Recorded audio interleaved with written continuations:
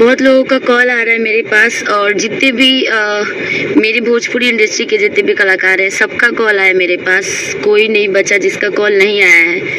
नमस्कार दोस्तों, स्वागत है आपका मेरे चैनल पर। जी हाँ दोस्तों, ये वीडियो शुरू से लेकर के लास्ट तक जरूर देखना। जी हाँ दोस्तों, तो आपको बता दूं कि भोजपुरी के सुपरस्टार लेडी सिंगर निशा उपाध्याय जी हैं, जिनको हर कोई भोजपुरी क्या पूरे भारत में जानता है।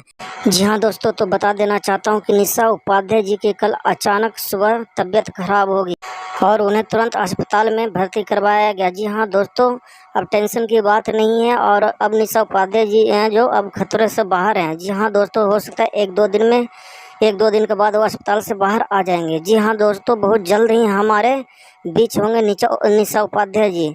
जी हाँ दोस्तों, मैं सबसे ये कहना चाहूँगा निशा उपाध्याय जी के जितने भी फैन लोग हैं सब भगवान से प्रार्थना करें कि वो बहुत जल्द ही अच्छे होकर स्वस्थ होकर के हमारे बीच में आए और अच्छे अच्छे गाने गाएं। जी हाँ दोस्तों, जितने भी फैन लोग हैं ज़रूर उनके लिए प्रार्थना और दुआ करें।